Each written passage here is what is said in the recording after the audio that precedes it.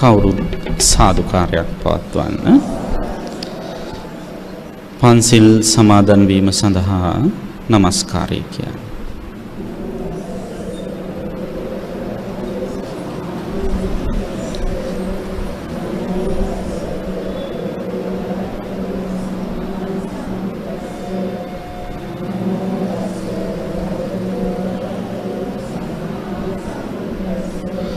බුද්ධං සරණං ගච්ඡාමි ධම්මං සරණං ගච්ඡාමි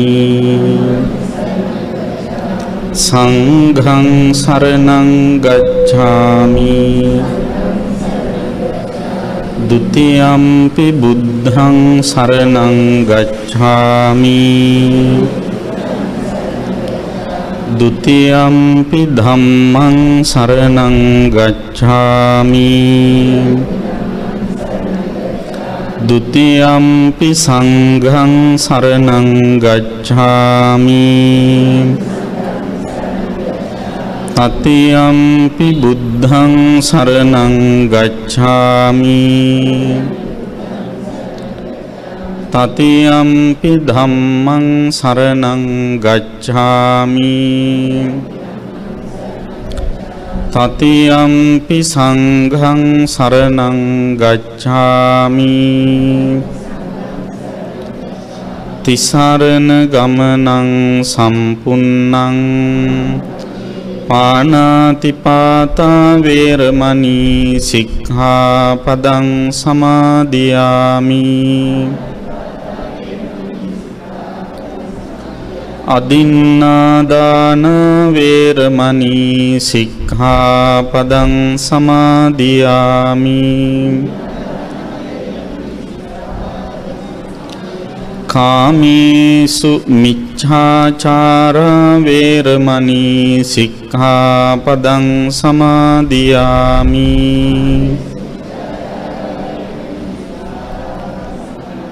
මුසාවාදා වේරමණී සික්ඛාපදං සමාදියාමි සුරාමේරය මජ්ජපමා දට්ඨානා වේරමණී සික්ඛාපදං සමාදියාමි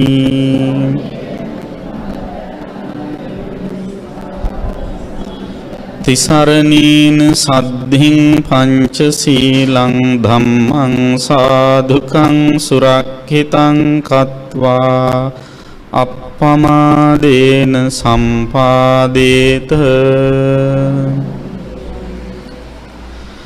සමන්ත චක්කවාලේසු අත්‍රා ගච්ඡන්තු දේවතා සද්ධම්මං මුනි රාජස්ස සුනන්තු සග්ග මොක්ඛදං ධම්මස්සවන කාලෝ අයං භදන්තා ධම්මස්සවන කාලෝ අයං භදන්තා ධම්මස්සවන කාලෝ අයං භදන්තා නමෝ තස්ස භගවතු අරහතෝ සම්මා සම්බුද්දස්ස නමෝ තස්ස භගවතු අරහතෝ සම්මා සම්බුද්දස්ස නමෝ තස්ස භගවතු අරහතෝ සම්මා සම්බුද්දස්ස අයමේව අරියෝ අට්ඨංගිකෝ මග්ගෝ දුක්ඛ නිරෝධගාමිනී පටිපදාති.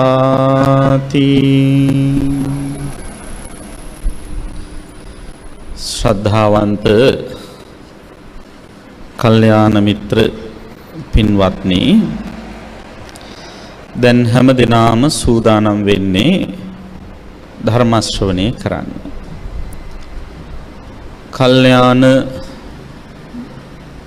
මිතුරු මිතුරියන් පිරිසක් ඒක රාශී වෙලා අද මේ වටිනා ධර්ම දේශනා පින්කම මෙලෙසින් පවත්වන්නේ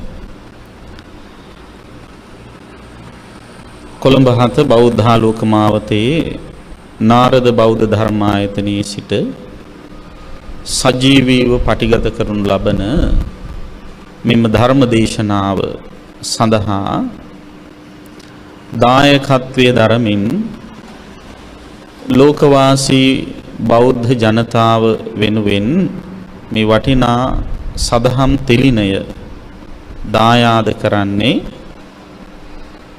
දැනට දහම් පාසල් සේවයේ යෙදී සිටින විශ්‍රාමික ගුරු පිරිසක්. එහෙම තමයි මට මේ ගුරු පිරිස ගැන හඳුන්වන්න දීලා තියෙන්නේ. ඉතින් රූපවාහිනී මේ ගුරු පිරිස දැනගත්තාම දැකගත්තාම මොන ඉස්කෝලවල උගන්වපු මොන දහම් පාසල් වල උගන්වන ගුරුවරුද කියලා දැනගනීවි. ඉතින් කෙසේ වෙතත් සඳහන් කරලා තියෙන්නේ ඒ වාගේ අදහසකින් බොහොම හොඳ සත්පුරුෂ බලාපොරොත්තුවක් පෙරදරි කරගෙන තමයි මේ පින්නතුන් පිරිස ඒකරාශී වෙලා මේ කටයුත්ත කරන්නේ. මේ විශ්‍රාමික ගුරු පිරිස තමන්ගේ රජයේ ගුරු සේවයෙන් විශ්‍රාම ගියාට දහම් පාසල් ගුරු සේවයෙන් විශ්‍රාම නොයා තමන් උගත් දහම ලෝකයට දායාද කරමින් ධර්ම දානය දෙන පිරිසක්. දහම් පාසල් ගුරුවරු කියලා කියන්නේ එක්තරා විදිහක හාමුදුරුවෝ වගේ කට්ටියක්. ස්වාමින් වහන්සේලා ධර්මයේ ඉගෙනගෙන අනිත් ඇත්තන් දැනුවත් කරමින් ඒ ධර්ම මාර්ගයේ යොමු කරනවා වගේ මේ දහම් පාසල් ගුරුවරුනුත් දැයි දරුවන් සදාචාර සම්පන්න කරන්න, දහමින් පෝෂණය කරන්න, ඒ අය නිවැරදි මාවතට යොමු කරන්න කරන සේවය අනුපමේයයි. ඒ වගේ ධර්ම දානයකුත් සිද්ධ කරන ගමනේ මේ හැමෝම එකතු වෙලා විවිධ විචිත්‍ර පින්කම් සංවිධානය කරගෙන කරන ගමනේම මේ අතු කල්පනා කළා තවත් විදිහක ධර්ම දානයක් දෙන්න ඕන කියලා. ලෝකයේ පුරාම විහිදී විසිරී සිටින සිංහල බෞද්ධ ජනතාව වෙනුවෙන් ධර්මය අසන්නට ඉඩ සලසා දීම වශයෙන් තමයි මේ බෞද්ධ නාලිකාව ඔස්සේ විකාශනය කරනු ලබන ධර්ම දේශනාවේ දායකත්වය අරගෙන මේ පින්නතුන් ඒ වටිනා පින්කම සිදු කරන්නේ. නිසා හැමෝම එක වගේම සතුටු වෙන්න ඕන අපේ ජීවිතයෙන් සිදු කරගත හැකි වටිනා පින්කමක් සිදු කරගන්න ලැබුණා කියලා සහභාගී වෙච්ච අය සතුටු වෙන ගමනේ දැකබලා උනත් අනිත් අයට සතුටු වෙලා පින් සිතිවිලි පහල කරගන්න අවකාශ තිබෙනවා. ඉතින් අද මේ පින්නතුන් බලාපොරොත්තු වන්නේ ඊටාම උදාරතර අරමුණු කිහිපයක් මුල් කරගෙන මේ පින්කම සිද්ධ කරන්න. විශේෂයෙන්ම පරම පූජනීය අපාචාර්යෝත්තම අග්ගමහා පණ්ඩිත මඩිහි මහානායක මාහිමිපාණන් වහන්සේට උන්වහන්සේ පැතූ පරිදි උතුම් සම්මා සම්බෝධිය හිමි කර ගැනීම සඳහා මේ අප සිදු කරන ධර්ම දානමය කුසලයේද ඉවහල් වේවා කියන පැතුම ප්‍රධාන අරමුණ කරගෙන තිබෙනවා.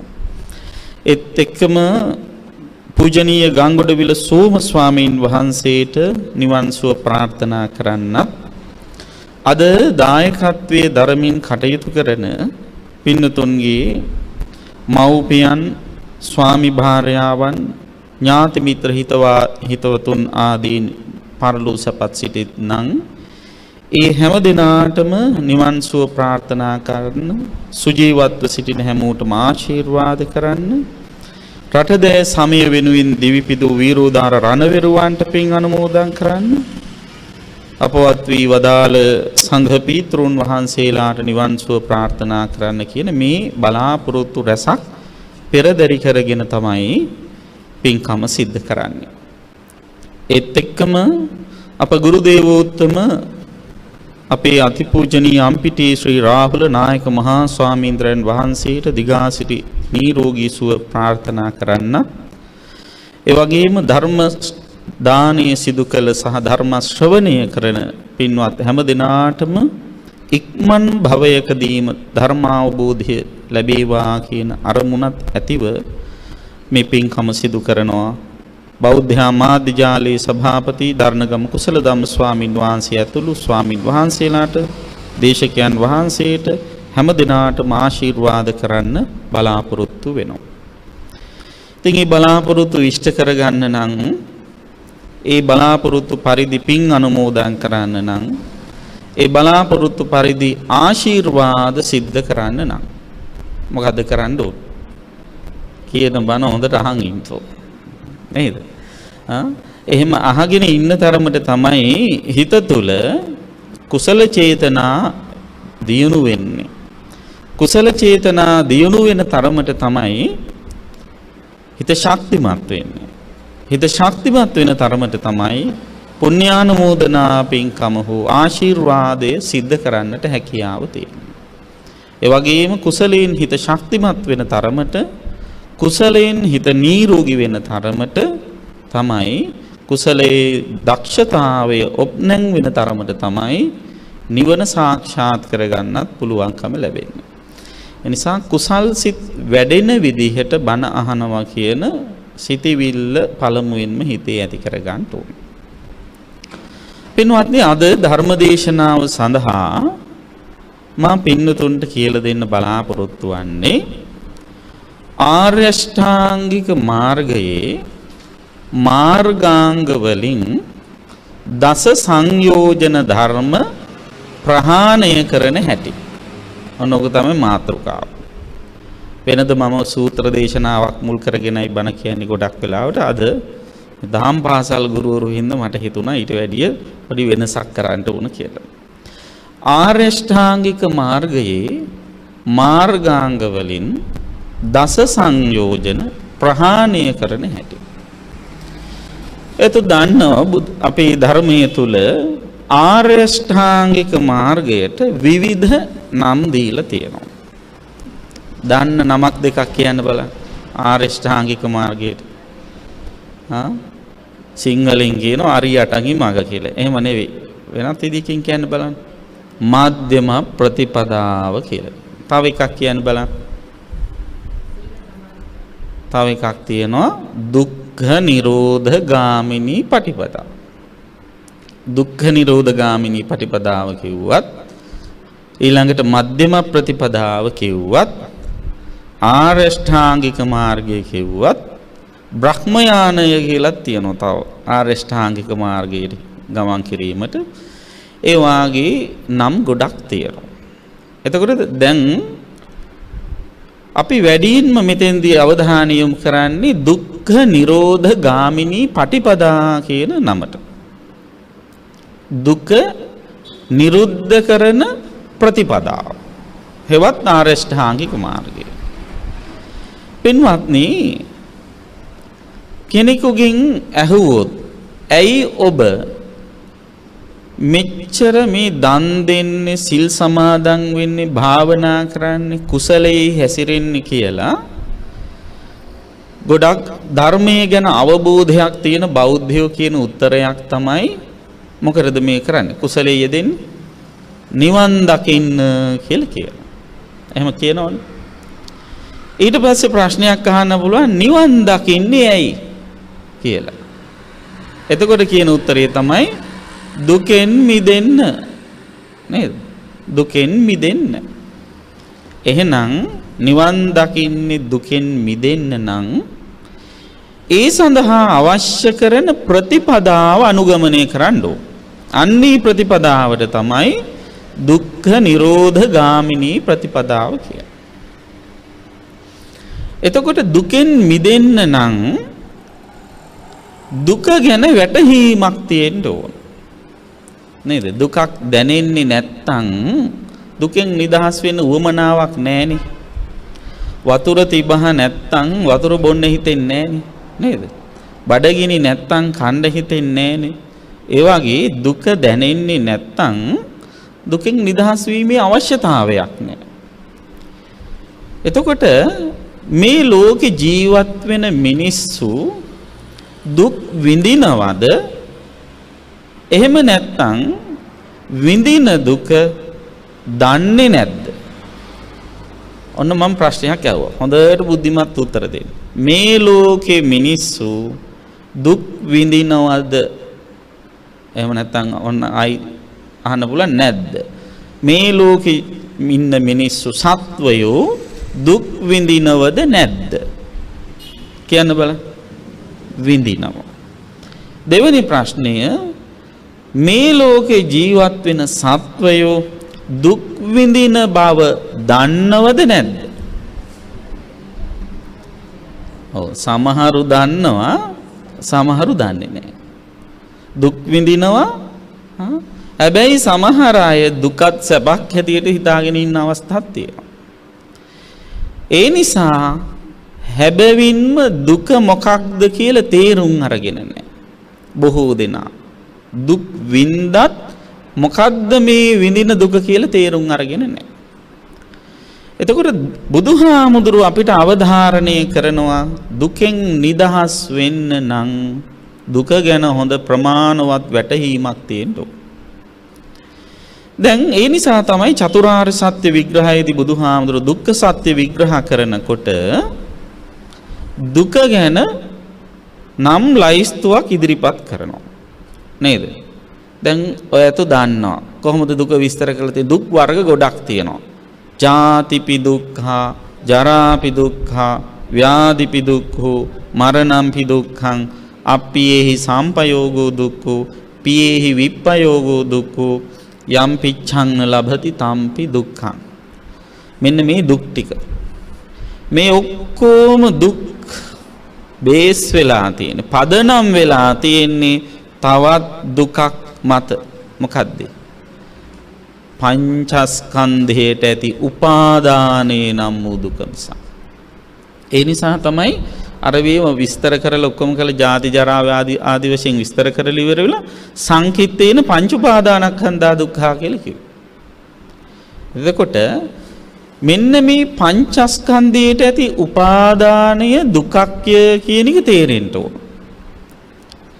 එහෙම තේරුම් ගන්න කෙනා ඊට පස්සේ තේරුම් ගන්නවා ඇත්තටම දුක පංචස්කන්ධයම නෙවෙයි. එහෙනම් මොකක්ද? පංචස්කන්ධය උපාදානය කිරීමයි. නේද? පංචස්කන්ධය උපාදානය කිරීමයි. අපිට දුකක් දැනෙන්නේ යමක් වෙනස් වෙන නිසාමම නෙවෙයි. දැන් බලන්න මේ කැලෑවේ ගස්වල මල් පිපිල පර වෙලා යනවා. දුකයිද? කිසි දුකක් නැහැ. හැබැයි දැන් මේ දහම් පාසලේ ගුරු මහත්මීන් ඇවිල්ලා එකමාර ඉඳලා මේ මල් ආසනේ හදනවා. නේද? දැන් මේ බණ පටන් ගන්න කලින් මේ ලස්සනට හදලා තියෙන මේ මල් අසුනේ මල් මැලවී ගියා නම් බණ පටන් ගන්න කලින් මල් ටික මැලවී ගියා නම් දුකයිද නැද්ද? දුකයි. ඇයි? බලාපොරොත්තුවක් තිබුණා, බැඳීමක් තිබුණා, කැමැත්තක් තිබුණා. අනේ බණ ඉවර වෙනකන්වත් මල් ටික පරණ වී තිබ්බොත් ඇති කියලා. එතකොට එහෙම හිතන් ඉන්න වෙලාවේදී මල් ඊට කලින් පර වුණා නම් එතන තියෙන්නේ මල පරවීම නිසා ඇති වෙන දුක නෙවෙයි. එහෙනම් පර වෙන මල් පර නොවී තියාගන්න බැඳුන නිසා ඇති වෙන දුකයි. අන්න ඒ වාගේ පංචස්කන්ධයම නෙවෙයි දුක. ඒකට ආවේනික විච්ච යම් යම් පීඩා වෙනස්කාරී ස්වභාවයන් තියෙනවා. දුක ඇතිවන්නට හේතුව එය උපාදානය කිරීමයි. සංකීර්තේන පංච උපාදානස්කන්ධා දුක්ඛා කියලා කිව්වේ ඒකයි. එතකොට දුකට හේතුව උපාදානයයි. උපාදානය ඇති වෙන්නේ තණ්හාවෙන් බැඳුන නිසායි කියලා දැනගන්නවා. දැන් මම මේ දුක්ඛ සත්‍යවත් සමුදය සත්‍යවත් ඒව විස්තර කරන්න නෙවෙයි මගේ ඉලක්කය මාර්ග සත්‍ය ගැන කියන්නේ. ඊට කලින් පොඩි පූර්විකාවක් මම මේ හැඳින්වීමක් කරන්නේ. එතකොට දැන් පංචස්කන්ධයට ඇති උපාදානය නිසයි දුක ඇති වෙන්නේ. දැන් ඔයතු දන්නවා පංචස්කන්ධය. රූප, වේදනා, සංඥා, සංඛාර, විඥාන කියන මෙන්න මේ උපාදානය. මේ කියන පංචස්කන්ධයට තියෙන උපාදානය තමයි දුකට හේතුව. මේ කියන පංචස්කන්ධය උපාදානය කරගත්තොත් යම් තැනක එතන සත්වයෙක් ඉන්නවා. එතන සත්වයෙක් ඉන්නවා. මෙන්න මේ සත්වයා සසරට බැඳෙන්නේ ප්‍රධාන රැහන් හෙවත් බැමි ලනු 10ක් නිසා. මොනවාද ඒ ලනු 10 බැමි 10? ඒවට කියනවා දස සංයෝජන. පංචස්කන්ධය උපාදානය කරගත් සත්වයා සසරට බැඳෙන්නේ දස සංයෝජන නිසා. එතකොට පංචස්කන්ධයෙන් ඇතිවන්නා වූ දුක, පංචස්කන්ධයට උපාදානය කිරීමෙන් ඇතිවන්නා වූ දුක නැති කරන්න නම් මෙන්න මේ සත්වයා පංචස්කන්ධය මුල් කරගත් සත්වයා සසරට බැඳලා තියෙන බැමි රැහන් 10 කපන්න ඕන, කඩන්න ඕන. අන්නේ බැමි සිඳින, බැමි කඩන හෙවත් දුක නසන ක්‍රමය තමයි ආර්යෂ්ඨාංගික මාර්ගය කියන්නේ. එතකොට දැන් මේ සත්වයා සසරට බැඳලා තියෙන බැමි 10 දස සංයෝජන කියන්න බලන්න අනුපිළිවෙලින් මොනවද? සක්කාය දිට්ඨි, විචිකිච්ඡා, සීලබ්බත පරාමාස, කාමරාග, පටිඝ, රූපරාග, අරූපරාග, මාන, උද්ධච්ච, අවිජ්ජා. ඔන්න ඔය 10ටනේ දස සංයෝජන කියන්නේ. එතකොට මේ සංයෝජන 10 ආර්යෂ්ඨාංගික මාර්ගයේවත් දුක්ඛ නිරෝධගාමිනී ප්‍රතිපදාව තුළින් සිඳින්න ඕන, කඩන්න ඕන. කොහොමද කඩන්නේ? ආර්යෂ්ඨාංගික මාර්ගය තුළින් සිඳින්නේ මෙන්න මෙහිමයි. ආර්යෂ්ඨාංගික මාර්ගයත් ඒක අනුව දැනගන්න ඕන මාර්ගාංග 10. සම්මා දිට්ඨි, සම්මා සංකප්ප, ඊළඟට සම්මා වාචා, සම්මා කම්මන්ත, සම්මා ආජීව, සම්මා වායාම, සම්මා සති, සම්මා සමාධි. මේ දේශනාව ටිකක් ගැඹුරු එකක්. ඒ නිසා හොඳට අවධානයෙන් අහගෙන ඉන්න ඕන. නැත්නම් ආර්යෂ්ඨාංගික මාර්ගයේ නැති අංගයක් පුරුදු කරා වෙන්න පුළුවන් සම්මා ස්ලීපින් කියලා. ඒ නිසා සම්මා ස්ලීපින් වෙන්නේ නැතුව හොඳට බණ අහන්න ඕන.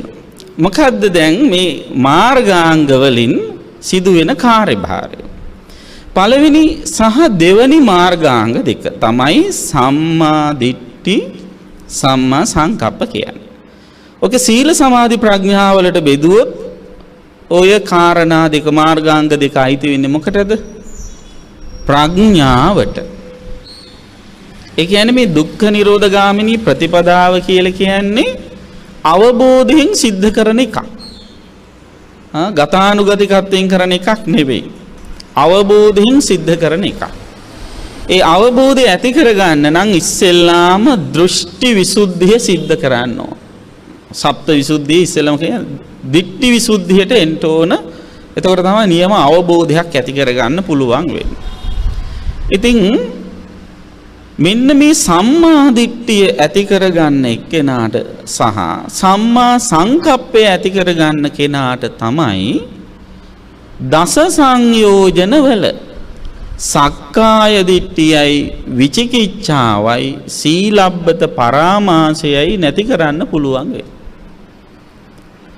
සම්මා දිට්ඨිය ඇති කරගන්න කෙනාට තමයි සක්කාය දිට්ඨිය නැති කරගන්න පුළුවන්කම තියෙන්නේ. සම්මා දිට්ඨිය නැති කෙනාට සක්කාය දිට්ඨිය නැති කරන්න බෑ. දැන් සාමාන්‍යයෙන් අපි අහලා තියෙන්නේ සම්මා දිට්ඨි දෙකක් තියෙනවා. නේද? මොකද සම්මා දිට්ඨි දෙක? ලෞකික සම්මා දිට්ඨියයි ලෝකෝත්තර සම්මා දිට්ඨියයි. ඒ කියන අර්ථයට වැඩිය ගැඹුරු අදහසක් තමයි මෙතෙන්දී ගම්ම්‍ය වෙන්නේ, අර්ථවත් වෙන්නේ. ලෞකික සම්මා දිට්ඨිය කියලා කියන්නේ කම්මසකතා සම්මා දිට්ඨිය කියන විදිහට මේ කර්මඵල විශ්වාසය ඇති කර ගැනීම. ඒක අවශ්‍යයි. ඒක ආරම්භක අවස්ථාව. ඊළඟ සම්මා දිට්ඨිය තමයි ලෝකෝත්තර සම්මා දිට්ඨිය. ලෝකෝත්තර සම්මා දිට්ඨිය කියලා කියන එකට තව නමක් කියනවා. මොකක්ද? චතුසත්‍ය සම්මා දිට්ඨිය කියලා. චතුසත්‍ය සම්මා දිට්ඨිය කියන්නේ චතුරාර්ය සත්‍ය පිළිබඳව ඇති කරගන්න නිවැරදි දැක්ම. ඒතර චතුරාර්ය සත්‍ය පිළිබඳව යම් කෙනෙක් දැක්මක් ඇති කරගත්තොත් ඊට පස්සේ එයා මේ පංචස්කන්ධය පිළිබඳව දකින්න පුරුදු වෙනවා. පංචස්කන්ධය තුල දුක ක්‍රියාත්මක වෙනවද කියලා හොඳට විමසලා බලනවා. එහෙම විමසලා බලන කෙනාට වැටහෙනවා පින්වත්නි මේ පංචස්කන්ධය කියන එක සත්වයේ අල්ලගන්න හැටි. සාමාන්‍යයෙන් පංචස්කන්ධය ප්‍රතග්ජන පුහුදුන් සත්වයක් අල්ලගන්න ක්‍රම තුනක් තියෙනවා. මොකද්ද ක්‍රම තුන? මමය, මගේය, මට ඕන විදිහට පාලනය කරන්න පුළුවන් කියලා අල්ලන. ඒකට කියනවා තණ්හා, මාන, දිට්ඨි. ඔන්න ඔය කියන ක්‍රම තුنين තමයි අල්ලගන්නේ. පංචස්කන්ධය මමය, මගේය, මට ඕන විදිහට පාලනය කරන්න පුළුවන් කියන තණ්හා, මාන, දිට්ඨි වශයෙන් අල්ලගන්න. එතකොට හොඳට පංචස්කන්ධය පිළිබඳව සම්මා දිට්ඨිය ඇති කරගන්න කෙනා විශේෂයෙන්ම පංචස්කන්ධය මුල් කරගත්ත සක්කාය දිට්ඨිය නැති කරගන්න මෙන්න මේ මමය, මගේය, මට ඕන විදිහට පාලනය කරන්න පුළුවන් කියන තියෙන හැඟීම නැති කරගන්න. දෘෂ්ටිය නැති කරගන්න. එච්චරයි. මමය, මගේය කියන තත්වයේ ස්වභාවය නැති කරගන්නව නෙවෙයි. වැරදි විදිහට වැටහ ගන්න හොඳට සක්කාය දිට්ඨිය නැති කරා කියලා කියන්නේ මමය, මගේය කියන ඒ තත්වයේ සහ මුලින්ම නැති වෙලා යනවා කියන එක නෙවෙයි. ඒකෙන් අදහස් කරන්නේ එහෙම දෘෂ්ටිගත වුණාට වැඩක් නෑ කියලා අවබෝධ කරගන්න. සරල උදාහරණයක් ගත්තොත් දලදා මාලිගාව කියලා එකක් තියෙනවා. දලදා මාලිගාවට යන්න නුවර පාර යා යුතුයි කියලා දැනුමක් ඇති කරගන්නවා කවුරු හරි. ඒ දැනුම එකක්. ඒ දැනුම කෙනෙකුගේ හිතේ ඇති වූ පමණින්ම එයා දලදා මාලිගාවට ගියා වෙන්නේ නැහැ. ඊට පස්සේ මොකද කරන්න ඕන? එහෙම දැනුවත් වෙලා පාර ගැන දැනුවත් වෙලා ඊට පස්සේ මේ පාරේ ගිහිල්ලා දලදා මාලිගාවේ ඇවිදලා බලලා ඊට පස්සේ තමයි අත්විඳින්න ඕන. එසේ වූයේ නැතුව දලදා මාලිගාවට යන පාර ගැන දැනගත්ත පමණින්ම මම දලදා මාලිගාව ගැන දන්නවා කියලා හිතාගෙන ඉන්නවනම් මට දලදා මාලිගාව ගැන අත්දැකීම් තියෙනවා කියලා හිතනවනම් ඒක වැරදි.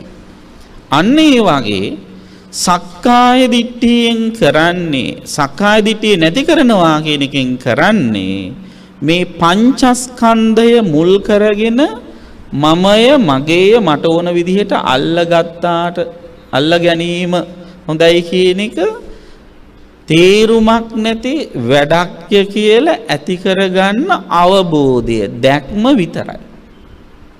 සක්කාය දිට්ඨිය නැති වෙනවා කියන්නේ ඒකයි. එහෙම දැක්මක් විෂන් එකක් ඇති වුනහම ඊට පස්සේ දැක්මට ගැළපෙන විදියට සිතිවිලි ගොඩ නගනවා. අන්නේ සිතිවිලි ගොඩ නැගීමට තමයි කියන්නේ මොකද්ද? සම්මා සංකප්ප කියලා. ඕනෑම එක හොඳ දැක්මක් තියෙනකොට තමයි ඊට පස්සේ වැඩපිළිවෙලක් හැදෙන්නේ. ඒ වාගේ ආරෂ්ඨාංගික මාර්ගයේ ගමන් කරන කෙනා මේ පංචස්කන්ධය ගැන නියම විදිහට දැක්කොත් සම්මා දිට්ඨියෙන් එයා දැනගන්නවා මෙහිම මේ පංචස්කන්ධය මමය මගේ මට ඕන විදිහට පාලනය කරන්න පුළුවන් කියලා හිතාගෙන ඉන්න එක වැරදි දෘෂ්ටියක්ය. මිත්‍යා දෘෂ්ටියක්ය කියලා යට වැටහෙනවා. ඒ වැටහීමම තමයි යාට සම්මා දිට්ඨිය වෙන්නේ. ඊට පස්සේ ඒ දෘෂ්ටියෙන් යුක්තව එහෙනම් ඒ වැරදි දෘෂ්ටිය නැති කරන්න මේ පංචස්කන්ධයට තියෙන බැඳීම නැති කරන්න අවශ්‍ය වෙන විදිහේ සිතිවිලි ගොඩ නගා ගන්න ඕන කියලා හිතනවා. අන්න ඒ සිතිවිලි ගොඩ නගන්නේ මොකෙන්ද? සම්මා සංකප්ප වලින්. මොනවද සම්මා සංකප්ප කියන්නේ? නෙක්ඛම්ම සංකප්ප, අව්‍යාපාද සංකප්ප, අවිහිංසා සංකප්ප. නෙක්ඛම්ම කියලා කියන්නේ මේ පංචස්කන්ධය අතහරින්න ඇති වෙන සිතිවිලි. දැන් සාමාන්‍යයෙන් අපි නෙක්ඛම්ම සංකප්ප කියලා හිතුවාම හිතන්නේ මොකද්ද? ගෙදර තියෙන මොනවා හරි බඩු ටිකක් අරගෙන ගිහිල්ලා පන්සලට දුන්නට පස්සේ ඔන්න නෙක්ඛම්ම සංකප්ප.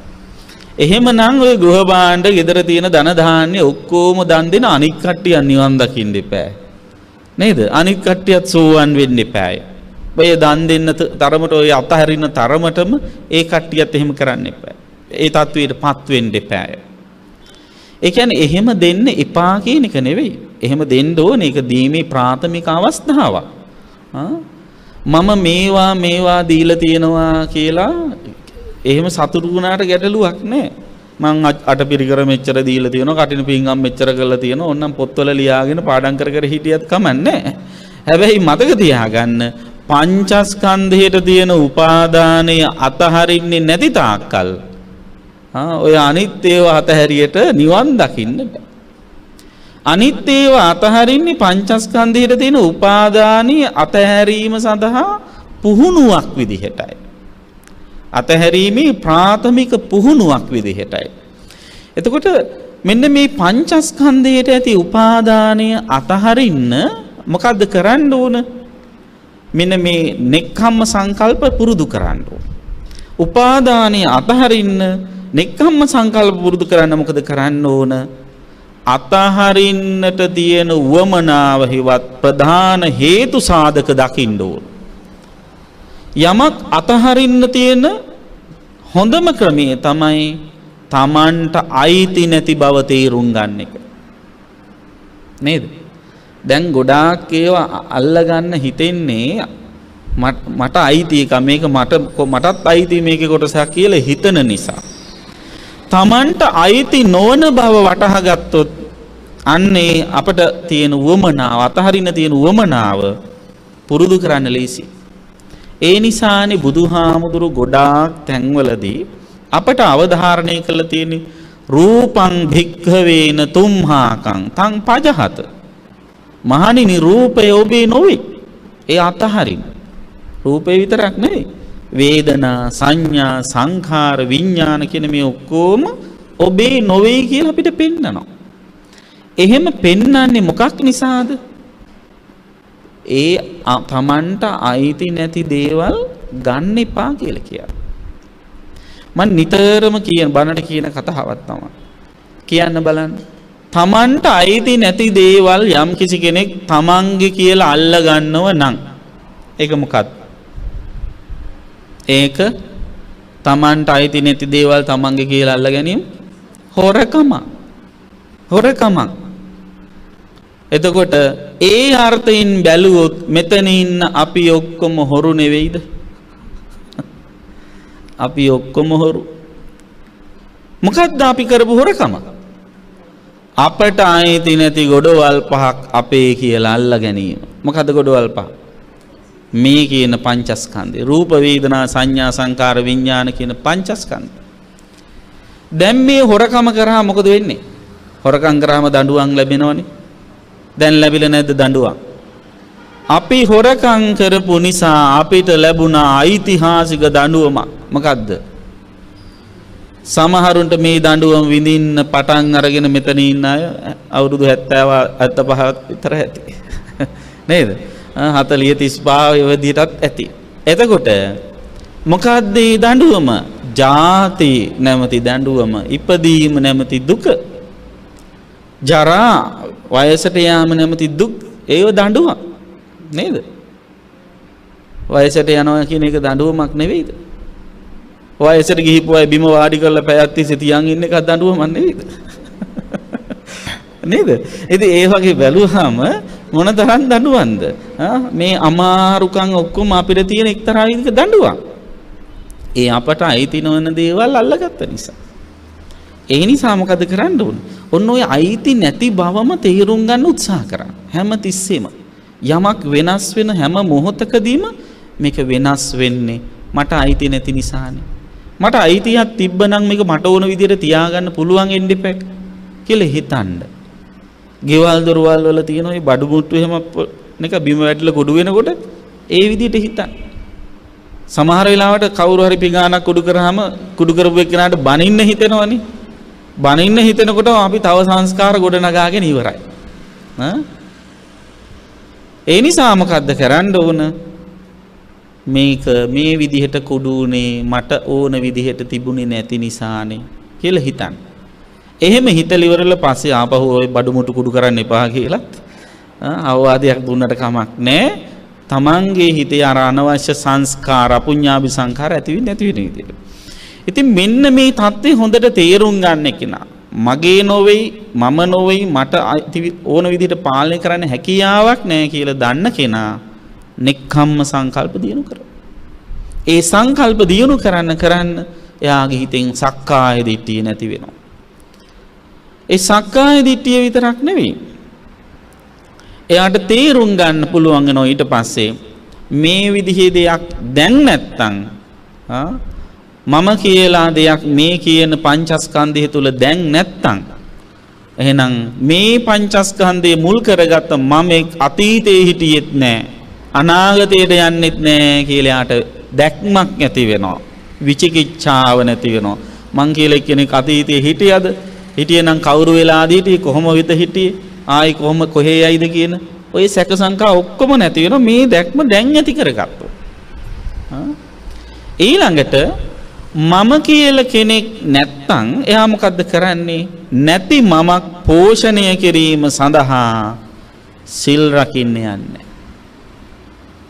දැන් අපි සිල් රකින්නේ මොකක් නිසාද? අපි සිල් රකින්නේ දැන් මාව පෝෂණය කරන්න. දැන් හොඳට බලන්න. කෙනෙක්ගෙන් ඇහුවොත් ඇයි සිල් ගන්නෙ? දුස්සීලකම් කරන්න හොඳ නැහැ. ඇයි දුස්සීලකම් කරා මොකද වෙන්නේ? අපෝ අපාය යනවා. කවුද? මම. දැන් බැරි වෙලාවත් මම අපාය යන්නේ නැත්තම් දුස්සීලකම් අගීට කරනවා. නේද? එතකොට සිල්වන්ත වෙන්නේ ඇයි? සිල්වන්ත වුණාම හොඳ තැනක සුගතිය ගියා මැරෙන තැන හොඳ කරගන්න පුළුවන්. ඒ නිසායි සිල්වන්ත. කාටද? මට. එතකොට සිල්වන්ත වෙලා මාව සුගතියට යවනවා, දුස්සීල කරලා මාව දුගතියට යවනවා. එහෙම නැත්නම් දුස්සීල නොවි ඉන්නෙත් සිල්වන්ත වෙන්නෙත් මම මුල් කරගෙන. මම මුල් කරගෙන කරනු ලබන සීලය සීලබ්බත පරාමාසය. සාමාන්‍යයෙන් අපි අහලා තියෙන එක නෙවෙයි. අන්‍ය සීල, අන්‍ය වෘත, ගෝ වෘත, ආජ වෘත, සුනක වෘත ආදී වශයෙන් සඳහන් වෙන මිත්‍යා සීල සමාදන් වුණා නම් ඕක තමයි සීලබ්බත පරාමාස. ඒකත් එකක් තමයි. ඒකම නෙවෙයි ඊට වැඩි ගැඹුරු අදහසක් තියෙනවා. යමෙක් මම මුල් කරගෙන සිල් රකින්නව නම් එය සීලබ්බත පරාමාසය. එහෙනම් ඔබ සිල්වත් විය යුත්තේ මම පෝෂණය කරන්න නෙවෙයි මගෙන් නිදහස් වෙන්න. මගෙන් නිදහස් වෙන්න විදිහේ අදහසිනුයි සිල් ගන්න ඕන. ඒ නිසා තමයි හැමතිස්සෙම සීලේනුත් අතහැරීම පුරුදු කරන්නේ. සීලය පුරුදු කරන්න ඕන අතහැරීම සඳහාමයි වෙන දෙයකට නෙවෙයි. සිල් සමාදන් වුණාම ලැබෙන වෙනත් ප්‍රතිලාභ ආර්ථික වාසී ආදී බලාගෙන නෙවෙයි සිල් සමාදන් වෙන්න ඕන. රාග විරාගය සඳහාමයි. රාග විරාගයේ සිදු නොවන සීලය සීලබ්බත පරාමාසය. ඒතර රාග විරාගයේ සිද්ධ වෙන්න නම් මොකද කරන්න ඕන? අන්න නෙක්ඛම්ම සංකප්ප, අව්‍යාපාද සංකප්ප, අවිහිංසා සංකප්ප කියන ඒව පුරුදු කරන්න ඕන. ඒතර ඔය කියන සම්මා දිට්ඨියයි සම්මා සංකප්පයයි දෙකම පුරුදු කරනකොට මොකද්ද වෙන්නේ? සක්කාය දිට්ඨි විචිකිච්ඡා සීලබ්බත පරාමාස කියන සංයෝජන ධර්ම තුන දුරු කරගන්න පුළුවන්කම තියෙනවා. ඊට පස්සේ කොහොමද එන්නේ? දැන් මේ කියන සංයෝජන ධර්ම තුන දුරු කරගන්න නිකම් බෑ. ඒ ධර්ම තුන දුරු කරගන්න නම් අර කියන මාර්ගාංග දෙක වඩන්න ඕන. සම්මා දිට්ඨි සම්මා සංකප්ප. සම්මා දිට්ඨිය වඩන්න දියුණු කරන්න නම් මොකද කරන්න ඕන? ක්‍රම දෙකයි. කෙනෙකුට සම්මා දිට්ඨිය ඇති කරගන්න නම් මොනවද කරන්න ඕන? සම්මා දිට්ඨියට හේතු වෙන කාරණා දෙකක් තියෙනවා. මොකද්ද දෙක? පරතෝ ഘോഷයයි යෝනිසෝ මනසිකාරය. පරතෝ ഘോഷය කියන්නේ අනිත් අයගෙන් අහලා ඇති කරගන්න දැනුම. යෝනිසෝ මනසිකාරය කියන්නේ ඒ ඇති කරගත්ත දැනුම පදනම් කරගෙන නුවණින් විමසා බැලීම. ඒ දැනුම තියෙන්න ඕන. පින්වත්නි, ගොඩක් අය හිතාගෙන ඉන්නවා ඔය සමත භාවනාව සිදු කරාම සෝවන් වෙන්න පුළුවන් කියලා. සමත භාවනා කරලා සෝවන් වෙන්න බෑ. සමත භාවනා කරලා සෝවන් වෙන්න පුළුවන් නම් බුදුහාමුදුරන්ටත් කලින් හිටපු අයත් සෝවන් වෙන්න ඕන. මාර්ගඵල නොලැබුණත් අභිඥා ආදී උපදවාගෙන හිටපු අය ඒ කාලේ හිටියා. ඒ අයට සමත භාවනාවෙන් චිත්ත සමාධියක් ඇති වූවා සේම ඒ අයගේ සිද්ධ වුණේ සීලවන්තකම වැඩි වීමයි. සීලවන්තකම් වැඩි වෙනවා ඒවයි. එතකොට සෝවන් වෙන්න නම් ධර්ම ශ්‍රවණය අත්‍යවශ්‍යයි. ධර්මඥානය අත්‍යවශ්‍යයි. දැන් ඔය බුදුහාමුදුරන්ගෙන් පස්සේ මේ පසු කාලීනව ලංකා ඉතිහාසයේ ලොකු විවාදයක් ගියා. වඩාත්ම වැදගත් වෙන්න ශාසනය මොකක්ද කියලා. ඔයත් දන්නවා මේ සම්බුද්ධ ශාසනය ප්‍රධාන කොටස් තුනකට බෙදනවා. ත්‍රිවිධ ශාසන. මොනවද? පර්යාප්ති, ප්‍රතිපත්ති, ප්‍රතිවේද. ඔය තුනෙන් අංක එකට එන්නේ මොකද්ද? ඔය තුනෙන් අංක එකට එන්නේ ප්‍රතිපත්ති නෙවෙයි. ප්‍රතිවේදත් නෙවෙයි. පර්යාප්තියයි. පිළිවෙත් පුරන්නත් පර්යාප්තිය දැනගෙන ඉන්න ඕන. නේද? ප්‍රතිපත්තියක් පුරන්න නම් ප්‍රතිපත්තිය තියෙන බව දැනගෙන ඉන්න. අන්නේ දැනුම තමයි පර්යාප්තිය කියලා කියන්නේ. ඒ ධර්මඥානෙ අනිවාර්යම අවශ්‍යයි. බුදුහාමුදුරන්ගේ කාලේ බහුතරයක් මාර්ගඵල අවබෝධයටපත් උනේ සෝවන් මාර්ගයටපත් උනේ ධර්ම ශ්‍රවණය කරලා. ධර්ම ශ්‍රවණය කරලා තමයි ඒ තත්වයටපත් උනේ. ඒ නිසා මේ ධර්ම ශ්‍රවණය කරනවා කියන එකත් ඊටාම වැදගත්. ඒකත් කල යුත්තේ කොහොමද? යෝනිසෝ මනසිකාරය. නුවණින්. නිකම්ම බණ අහලා වැඩක් නැහැ. බණ අහගෙන ඉඳලා අන්තිමට සාදුකාර දුන්නට වැඩක් නැහැ. අවබෝධයෙන් තේරුම් ගන්න. එතකොට ඒකත් භාවනාවක් වෙනවා හරියට බැලුවොත්. ඒකයි කිව්වේ කම්මට්ඨාන විනිමුත්තාහි ධම්මදේශනා නාමනත්ති. කමඨහනකින් තොර ධර්මදේශනාවක් නැහැ. හැම බණක්ම භාවනා කර්මස්ථානයක් ඇටියට අතීතයේදී සැලකුවේ ඒකයි. ඒ නිසා හොඳ මේ බණ කියවනවා කියලා කියන්නේ මාර්ගඵල ලාභීන් ලෝකයට දායාද කරන්නට කරන මහා දායකත්වයක්. සම්මා දිට්ඨිය ලෝකේ ජනිත කරවන්න කරන ප්‍රබලම දායකත්වයක්. ඒ නිසා ඒක ගැන හිතලා වඩාත් සතුටු වෙන්න ඕන. ඉතින් සම්මා දිට්ඨිය ඇති කරගත්තාම සම්මා සංකප්පය ඇති කරගත්තාම සක්කාය දිට්ඨි විචිකිච්ඡා සීලබ්බත පරාමාස කියන සංයෝජන ධර්ම නැති කරගන්න පුළුවන්.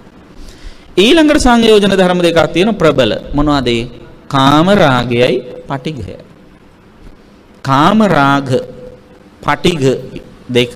ලෝභ ද්වේෂ තව විදිහකින් කියනවනම් ඕක නැති කරගන්න මොකද කරන්න ඕන? සම්මා වාචා, සම්මා කම්මන්ත, සම්මා ආජීව කියන මෙන්න මේ කාරණා තුන පුරුදු කරන්න. ඒ තුන පුරුදු කරාම කාම රාග පටිඝ දෙක තුනී වෙනවා. කාම රාග පටිඝ දෙක තුනී වුණාම මොකද වෙන්නේ? සකදාගාමි වෙනවා. එතකොට සම්මා වාචාවෙන් කරන්නේ කාම රාගයේ තුනී කිරීම. දැන් කවුරු හරි හොඳට බැලුවොත් හොඳ වචන කතා කරනකොට නිවන ඉලක්ක කරගත්ත වචන කතා කරනකොට මොකද වෙන්නේ? අර කාම රාගය කියන එක තුනී කරගන්න පුළුවන්. නිවන ඉලක්ක කරලා කතා කරන්න ඕන. හොඳ වචනම නෙවෙයි. දැන් සමහර අය හොඳ වචන කතා කරනවා කාම රාගය වැඩි වෙන විදියට. නේද? දැන් කවුරු හරි කෙනෙක් ආදරය සෙනෙහස වැඩි වෙන විදියට කතා කළොත් ඒක මාර්ගාංගයක් වෙන්නේ. මං ගෙදර ඉන්නකොට මහත්තයට හැමදාම ආදරෙන් කතා කරන්නේ. ඒ නිසා මම සම්මා වාචාව හොඳට පුරුදු කරනවා ගෙදර කියලා. එහෙනම් ඉතින් ගෙදර ඉඳගෙන මහත්තයටම ආදරෙන් කතා කරම නිවන් දකින්න පුළුවන්. එහෙම වෙන්නේ. එතකොට ඒ වචනය පාවිච්චි කරනකොට හිතේ තියෙන චිත්ත ස්වභාවය හොඳට තේරුම් ගන්න ඕන. එතකොට රාගය තුනී වෙන විදියට යටපත් වෙන විදියට කතා කරන හොඳ වචන තියෙනවනේ අන්න ඒක තමයි සම්මා වාචාව වෙන්නේ. ඒතර සීලෙන් කරන්නේ ඒකනේ. දැන් බලන්න සිල් සමාදන් වුණාම ඒ වගේ යහපත් වචන කතා කරන යහපත් ක්‍රියාකාරකම් කරනවා. එතකොට පටිඝය කියන්නේ තරහවනේ. සිල් සමාදන් වුණාම මොකද කරන්නේ? තරහෙන් කරන වැඩ කරන්නේ. සිල් සමාදන් වුණාම ලෝභයෙන් කරන වැඩ කරන්නේ නැහැ. ඔරකම් කිරීම, කාම මිත්‍යාචාරය ආදී දේවල් කරන්නේ නේ. එතකොට සිල් සමාදන් වූ අය කියලා කාමරාග පටි දෙක නැතරම නැති වෙනවා. නැතරම නැති වෙන්නෙත් නැහැ. දැන් පුංචි ළමේ කාචි අම්ම කෙනෙක් එක සිල් ගන්න යනවා. පොඩි ළමේ දන්නේ නැති කමට දඟලනවා. ආච්චි කියනවා දඟලන්න නැතුව ඉන්න පුතේ කියලා. නමුත් ළමයි කියන දේ අහන්නේ ළමේ දඟලනවා. දැන් ආච්චිට ගහන්නත් බෑ සිල්නේ. ආච්චි කියන මොකද්ද? හිටින්කෝ මං ගෙදර ගිහිල්ලා අල්ල ගන්නම්කෝ කියලා කියනවා. අර එතනද සීලේ පාලනය වුණාට යට කරගෙන හිටියට ආයි ඉස්මතු වෙලා එනවා. එතකොට අවබෝධයෙන් කවුරු හරි කෙනෙක් සිල් රකින්නව නම් අන්නේ යටපත් කරපු දේ නැවත ඉස්මතු වෙලා එන්නේ නැති වෙන විදිහට යටපත් කර ගන්නවා. සම්මා වාචා, සම්මා කම්මන්ත, සම්මා ආජීව කියන සීලමය ශික්ෂණය තුල සිද්ධ වෙන්නේ ඒකයි. ඊළඟට සමාධිය කියලා කියන්නේ සම්මා වායාම, සම්මා සති, සම්මා සමාධි. ඒකෙන් තමයි කාමරාග පටිඝ දෙක නැති වෙන්නේ. කාමරාග පටිඝ දෙක සම්පූර්ණයෙන්ම නැති කර ගැනීම සඳහා ඒ සමාධිය අවශ්‍යයි. කෙනෙකුගේ හිතේ සමාධිය දියුණු වුණා කියලා රහත් වෙන්නේ නැහැ. සමාධිය දියුණු වුණා කියලා රහත් වෙන්නේ නැහැ. රහත් වෙන්න නම් දැන් සමාධියට එනකොට ආරෂ්ඨාංගික මාර්ගාංග 8ම ඉවරයි. රහත් වෙන්න නම් මොකද කරන්න ඕන? තව දෙකක් පුරුදු කරන්න ඕන. මොකක්ද මේ දෙක? ඒ දෙකට කියනවා සම්මා ඥාන, සම්මා විමුක්ති කියලා. ඔන්න ඔය දෙකෙන් තමයි රහත් වෙන්නේ. දස අංගේහි සමන්නාගතෝ අරහති උච්චති කියන්නේ ඒකයි. ඒතකොට මේ කියන ධර්මතා පුරුදු කරන්න ඕන. ඉතින් දැන් අරහත් ඵලයටපත් වෙන්න නම් සමාධියේ සම්මා සමාධිය ඉඳලා මොකද්ද කරන්න ඕන? එතන ඉඳලා නිකන් හරි මං ආරෂ්ඨාංගික මාර්ගයේ වඩලා ඉවරයි. දැන් නිවන් මාගේ ගමන් කළ ඉවරයි කියලා හරියන්නේ නැහැ. එතන ඉඳලා මේ බොජ්ජංග ධර්ම දිනු කරන්න ඕන. අවබෝධයටම නිවනටම හේතු වෙන ධර්මතාවන බොජ්ජංග ධර්ම දිනු කරන්න ඕන. සප්ත බෝධ්‍යංග ධර්ම. ඒ බෝධ්‍යංග ධර්ම දිනු කිරීමේ අවසානයේ තමයි උපේක්ඛාව කියලා කියන්නේ.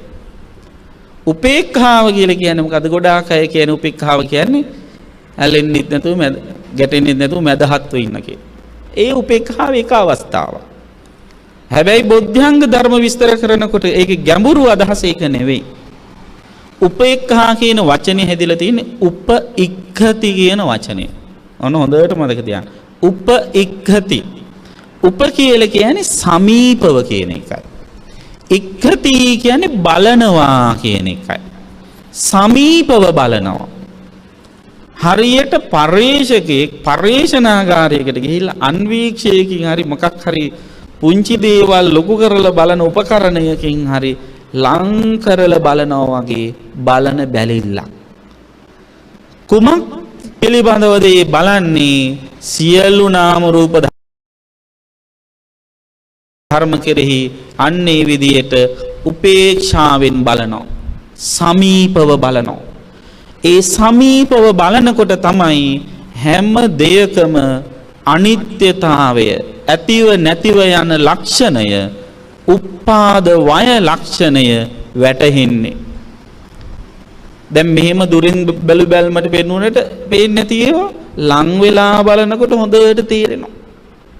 අන්න ඒ වගේ සමාධිමත් වූ හිත උපේක්ෂාව දියුණු කරගත්තාම සමීපව බලන්න පුරුදු කරගත්තාම අනිත්‍ය දුක්ඛ අනාත්ම කියන ත්‍රිලක්ෂණය හොඳින් වැටහෙනවා. ඒ ත්‍රිලක්ෂණය වටහා ගන්න ඥානය සම්මා ඥානයයි. ඒ ඥානය තුලින් ඇති කරගන්න විමුක්තිය සම්මා විමුක්තියයි. ඒ සම්මා ඥාන සම්මා විමුක්ති දෙක තුලින් තමයි රූප රාග අරූප රාග මාන උද්ධච්ච අවිජ්ජා කියන සංයෝජන ධර්ම පහම නැති වෙන්නේ. ඒ සංයෝජන ධර්ම පහ නැති වුණාම තමයි රහතන් වහන්සේ කෙනෙක් කියලා කියන්නේ. එතකොට අන්න ඒ රහත් මාර්ගයට රහත් භාවයට පත් වෙන්න නම් මේ ආරෂ්ඨාංගික මාර්ගයට අමතරව අනිත් අංග දෙකත් පුරුදු කිරීම කළ යුතු වෙනවා. ඒ නිසා පින්වත්නි ආරෂ්ඨාංගික මාර්ගය කියලා කියන්නේ මේ සරල ලේසි එකක් හැටියට හිතන්න යන්න එපා. දැන් මොකක් කරුණා ඉතින් අපි ඉතින් හැමදාම මධ්‍යම ප්‍රතිපදාවෙනේ කියලා හිතනවා නේද? ඕන දෙයක් ඕනකට වැඩිය වුණත් නෑ ගානට තියාගෙන ඉන්න ඕන මධ්‍යම ප්‍රතිපදාව කියන්නේ ඒකනේ කියලා මේ එදිනෙදා ජීවිතයේ දේවල් වලටත් ඒක ගලපගෙන තියෙනවා. නමුත් බුදුරජාණන් වහන්සේ හඳුන්වපු දුක්ඛ නිරෝධගාමිනී ප්‍රතිපදාව නම් වූ මධ්‍යම ප්‍රතිපදාව ඒ බඳු සරල දෙයක් නෙවෙයි. ඊට වැඩිය ගැඹුරු, ඊට වැඩිය දාර්ශනික, ඊට වැඩිය ක්‍රමානුකූල දැක්මකින් යුක්ත දෙයක් කියන එක වටහාගෙන ඒ මඟ ලැබුලා තියෙන මේ අවස්ථාවේ ඒන් හොඳට ප්‍රයෝජන අරගෙන ඒ අමා නිවන සාක්ෂාත් කරගන්න උත්සාහවත් වෙන්න. ඒ සඳහා හැම දිනාටම මේ දේශනාව උපකාරයක්ම වේවා කියලා ප්‍රාර්ථනා කරන්න. දැන් වෙනද වගේ මම ඉතින් රිවිෂන් අද දෙන්නේ නැහැ. මේ ටීචර්ස්ලට අමුතුවෙන් රිවිෂන් දෙන්න ඕනේ නැහැ නේ. ඉතින් මේ පින්නතුන් බොහෝම ඌනෑකමින් බොහෝම ශ්‍රද්ධාවෙන් මේ දේශනාව ශ්‍රවණය කළා. අද මම කියලා දුන්නේ ආරෂ්ඨාංගික මාර්ගයේ මාර්ගාංග ප්‍රගුණ කිරීම තුළ දස සංයෝජන ධර්ම ප්‍රහාණය කරගෙන නිවන සාක්ෂාත් කරගන්නේ කොහොමද කියන කාරණාව පිළිබඳව. ඉතින් පංචස්කන්ධේ නම් වූ මේ දුකෙන් නිදහස් වෙන්න නම් පංචස්කන්ධයේ සසරට බැඳලා තියෙන සංයෝජන ධර්ම ප්‍රහාණය කිරීම සිදු කළ යුතු වෙනවා. සක්කාය දිට්ඨි විචිකිච්ඡා සීලබ්බත පරාමාස කියන සංයෝජන ධර්ම තුන සම්මා දිට්ඨි සම්මා සංකප්ප කියන මාර්ගාංග වලිනුත් ළඟට කාම රාග පටිඝ කියන සංයෝජන දෙක තුනී කිරීම සම්මා වාචා සම්මා කම්මන්ත සම්මා ජීව කියන මාර්ගාංග වලිනුත් කාම රාග පටිඝ දෙක නැති කිරීම සම්මා වායාම සම්මා සති සම්මා සමාධි කියන මාර්ගාංග වලිනුත් පුරුදු කළ යුතු බව වැඩි යුතු බව මතක් කළා. සම්මා සමාධියෙන් පස්සේ දියුණු කළ යුතු දේ තමයි සප්ත බෝධ්‍යංග ධර්ම. සප්ත බෝධ්‍යංග ධර්ම වල අවසානයේ තමයි උපේක්ෂාව කියන්නේ. උපේක්ඛාව කියන්නේ නිකම්ම මධ්‍යස්ත විඳීම නෙවෙයි. මධ්‍යස්ත වීම අවිජ්ජානුසය ඇති කිරීමට හේතු වෙන්න පුළුවන්. එසේ නොවි අවිද්‍යාව ඇති කරගන්නේ නැතුව උපේක්ෂාවෙන් බලනවා කියන්නේ සමීපව නාම රූප ධර්ම දකින්න එකයි. සමීපව දකින්න කෙනාටයි අනිත්‍ය දුක්ඛ අනාත්ම කියන ත්‍රිලක්ෂණය වැටහෙන්නේ. ඒ ත්‍රිලක්ෂණය වටහා ගත්ත කෙනාට ඒ පිළිබඳව ඥානය ඇති කරගත්ත කෙනාට කාම රාග රූප රාග අරූප රාග මාන උද්ධච්ච අවිජ්ජා කියන සංයෝජන ධර්ම පහත් දුරු කර ගැනීම තුළ සම්මා විමුක්ති හේවත් මේ සසරින් මනා ලෙස මිදුන අරහත් භාවයට පත් වෙන්නට හැකියාව තියෙනවා කියන එකයි සිහිපත් කළේ. තෙලසින් කටයුතු කරන්න පින්වත් ඔබ හැම දිනාටම ශක්තිය ධෛර්යය වාසනාව සැලසේවා. මේ උතුම් කුසල් බෙලෙන් හැමත හැකිතරම් ඉක්මනින් නිවන් සුව සැලසේවා කියලා සාදු කියලා ප්‍රාර්ථනා කරන්න. ආකාසට්ඨා ච බුම්මට්ඨා දේවා නාග මහිද්దికා පුඤ්ඤන්තං අනුමෝදිත්වා චිරං රක්ඛන්තු ශාසනං චිරං රක්ඛන්තු දේශනං චිරං රක්ඛන්තු ත්වං සදා. ධර්ම ශ්‍රවණානි සංසෙන් හැමතුතුම් නිවන් සුව සැලසේවා. පින්වත්නි අද මේ උතුම් ධර්ම දේශනාවේ දායකත්වයෙන් කටයුතු කරන්නේ දැනට දහම් පාසල් සේවයේ යෙදී සිටින විශ්‍රාමික ගුරු පිරිසක් විසින්. ඉතින් ඒ පින්නතුන් බලාපොරොත්තු වෙන්නේ පරම පූජනීය මඩිහි මහානායක මාහිම්පාණන් වහන්සේ ගෞරවනීය ගංගොඩවිල සෝම ස්වාමින් වහන්සේ ඇතුළු සියලු පරලෝසපත් ඥාතීන්ට ස්වාමින් වහන්සේලට පින් අනුමෝදන් කරන්න. නිසා මේ වටිනා ධර්ම දානමය කුසලයක් ඒ වගේම විශාල දරු පිරිසකට ධර්ම ඥානය ලබා දීම තුළ රැස් කරගන්න සියලු කුසල ශක්තියක් අපි අනුමෝදන් කරු. මේ පින්නතුන් අපේ මහානායක මාහිම්පාණන් වහන්සේගේ ඒ උදාර මඟ පෙන්වීම යටතේ තමන්ගේ ජීවිත ආලෝකමත් කරගෙන කටයුතු කරන පින්නතුන්. ඉතින් ඒ නිසා කෘතවේදීත්වයෙන් මේ සියලු පින් මහානායක මාහිම්පාණන් වහන්සේ ඇතුළු සංඝ රත්නයටත් අපි අනුමෝදන් කරමු. සියලු දෙනා මේ පින් අනුමෝදන්ව තම තමන්ගේ භව ගමන සුවපත් කරගනිත්වා කියලා සාදු කියලා පින් දෙන්නේ.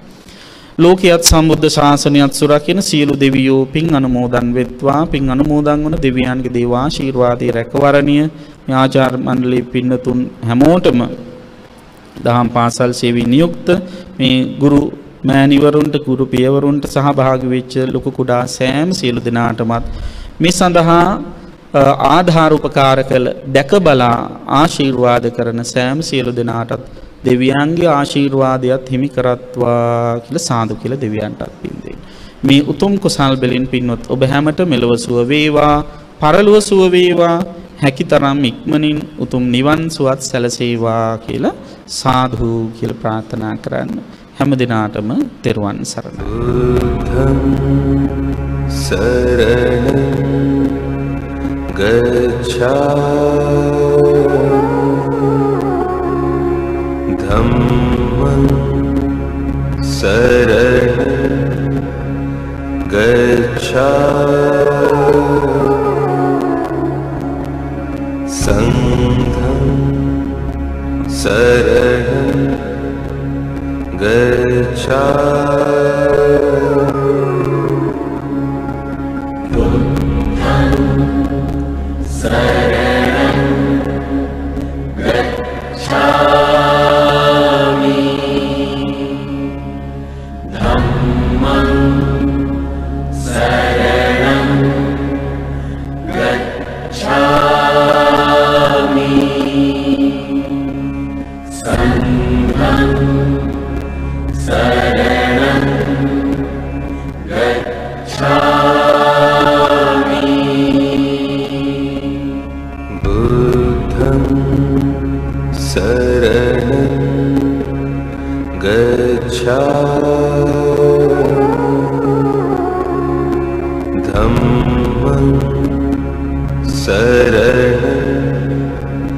Gacchami